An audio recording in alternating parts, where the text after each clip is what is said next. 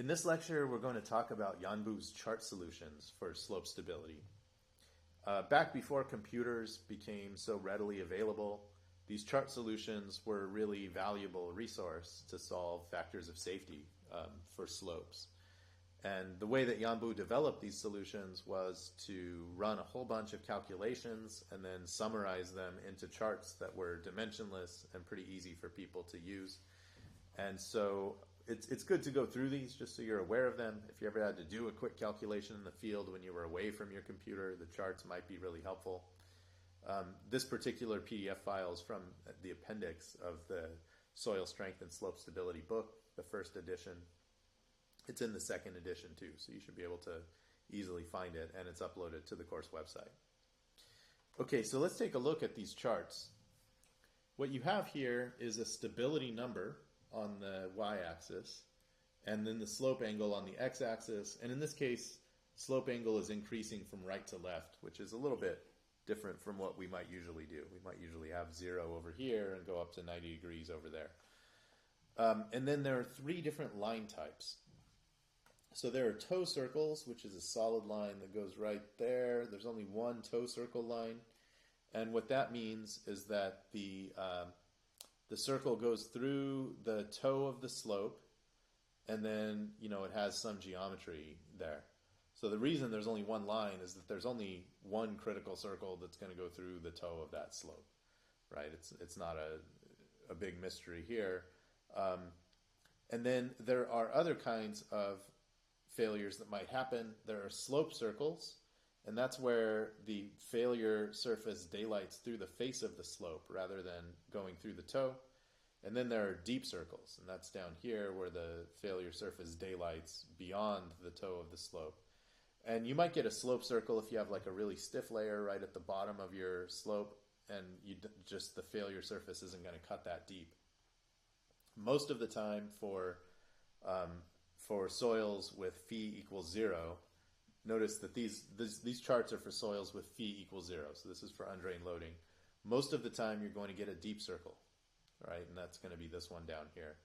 And not only are these for phi equals 0, they're for constant undrained strength as well.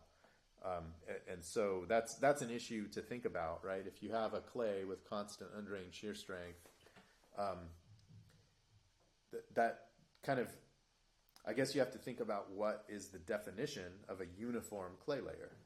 One definition could be a clay layer with a constant undrained strength, which is what we're solving for here. But if we think about it, the vertical effective stress is smaller at the top than it is at the bottom.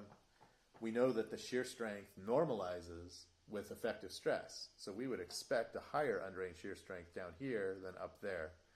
What that means is that the overconsolidation ratio must be higher up here and lower down there, so you have OCR decreasing with depth.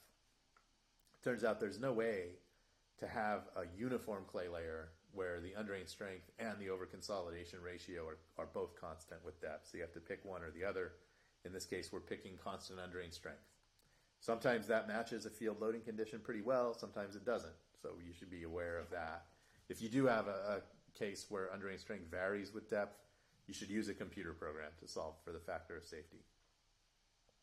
All right, so the way you would do this is you figure out your slope angle beta, and then you come up here to whichever of these lines governs your particular problem, and those lines correspond to different lowercase d, which is this big D, the depth from the bottom of the slope to a hard layer, divided by the slope height h.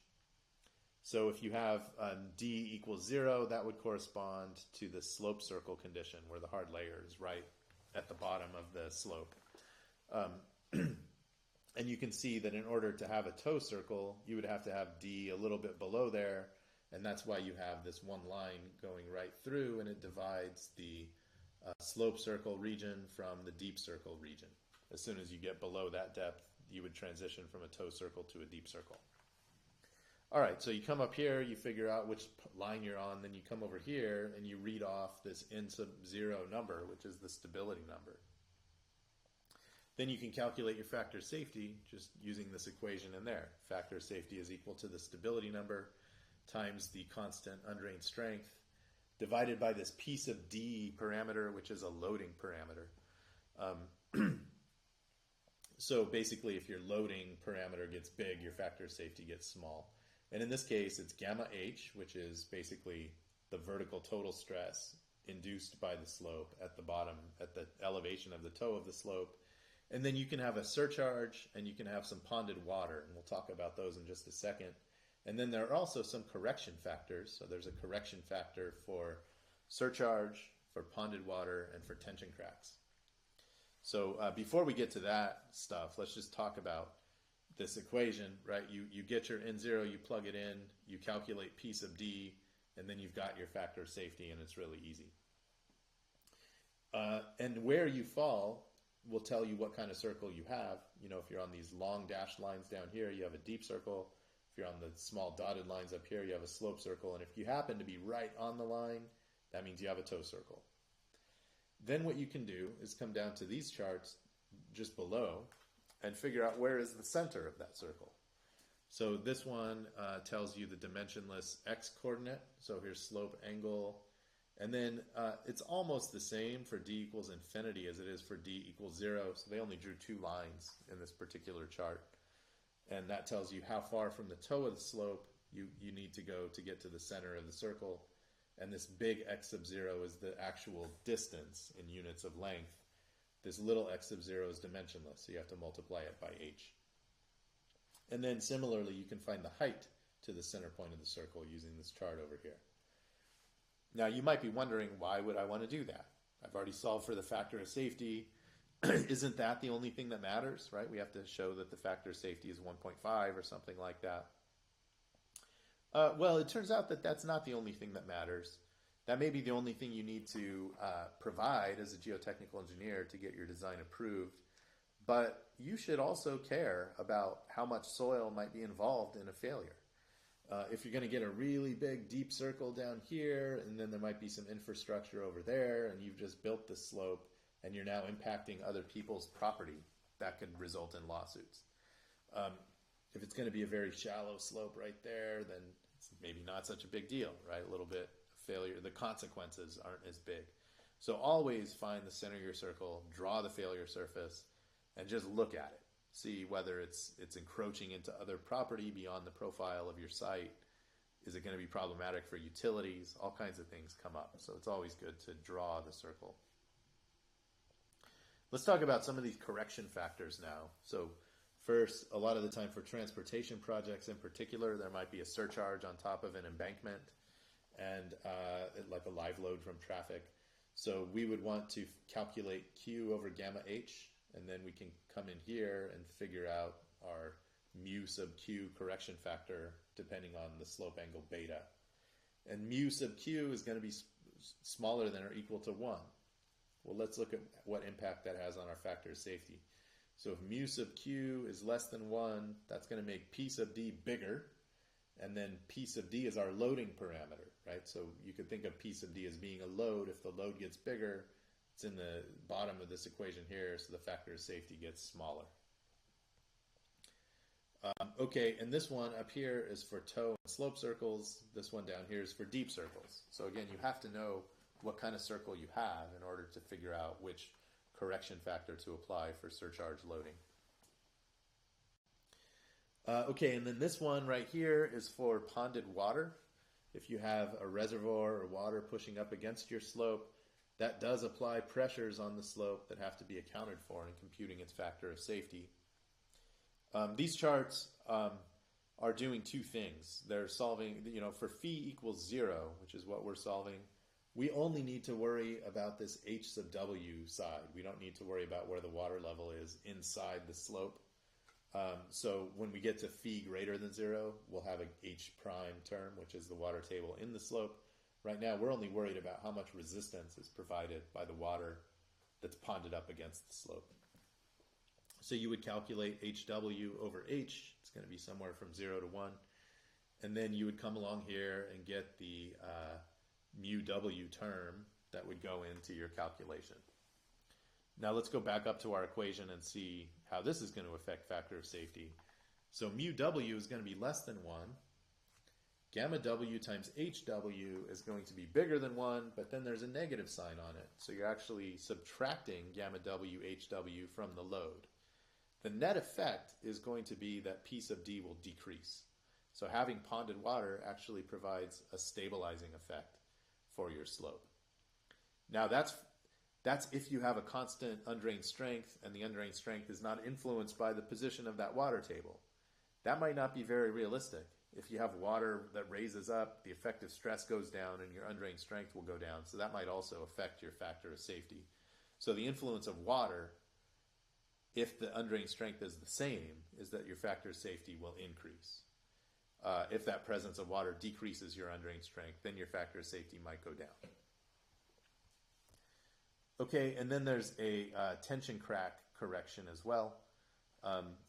So in this case, you have a tension crack that forms over some depth, h sub t, and that's going to be a fraction of the total height. So you find h sub t over h, and then you can come up here to the appropriate line and solve for your mu sub t factor. Mu sub t is going to be less than 1. Cracking is therefore going to decrease your factor of safety. It increases the P sub D term. Okay, when you do these calculations, you also have to decide, is that crack going to fill up with water or is it going to stay dry? If you get water inside here, it pushes horizontally on the slope and introduces an additional reduction in factor of safety. So that would be if you use these charts down here for water-filled crack. All right, now it turns out that we know that the depth of cracking will decrease the factor of safety. It turns out there's an exact number for that depth of cracking that can be computed from the Mohr Coulomb strength parameters. So you're not free to just set the depth of cracking to be whatever you think it might be. You have to calculate it from C and phi and gamma. And that'll be the subject of another lecture. It turns out if you make the depth of cracking too big, you will be unconservative. You'll overestimate the factor of safety. If you make the depth of cracking just right, you'll get the lowest factor of safety, and then if you make it too short, you'll get, again, a higher factor of safety than the real one. So this is something you want to get correct. And the reason is that it has two effects. It reduces the shear strength that's available within the depth of cracking region, but because your failure surface now goes vertical, you're missing a little kind of wedge of soil up here that actually is contributing driving moment to the equilibrium problem. So if those two balance out just right, you'll get the lowest factor of safety, and that happens to occur at a very specific crack depth. All right, now come down here. If you have soil with phi greater than 0, there's also charts for that. This would be for soils with both C and phi greater than 0. Okay, if C is equal to 0 and you only have a friction angle, don't use stability charts, use infinite slope analysis instead. If you have C and phi, here's the process you have to follow. So again, you have these very simple charts, but now the calculations you have to do up front are a little more complicated. First, you have to compute this P sub E parameter that's dimensionless. It has units of stress. So it's gamma H plus Q, so there's the surcharge, and now minus gamma W H prime W. So this is where the water table inside the slope matters. If we go back up here to our water correction, right here, H prime is the height of the water table within the body of the slope, and then HW is the height of the ponded water, and those two might be different. The reason why we have to do this is that when we have C and phi, we're now doing an effective stress analysis, and the height of the water table here has an impact on the strength of the soil right there. So that it has an impact on the outcome. So anyway, you compute that PE term first, and you use the height of the water table within the slope. If it's hydrostatic, HW and H prime W will be the same. If H prime W is higher, that means water is seeping out of the slope. Once you have PE, you come over here and you can calculate this lambda C phi term, PE tangent of phi over C. And then you can come up here and get the particular lambda C phi term that you calculated, and then you just interpolate the stability number based on the slope angle, cotangent of beta. And then similarly, you can get the position of the center of the critical circle over here using these. Now the X and Y terms are both on the same chart, so it's a little bit more compact. And again, you're going to have to compute PD in order to get your factor of safety. So it's really similar to the chart solutions with phi equals 0, just a little bit more complicated when you have some friction angle too.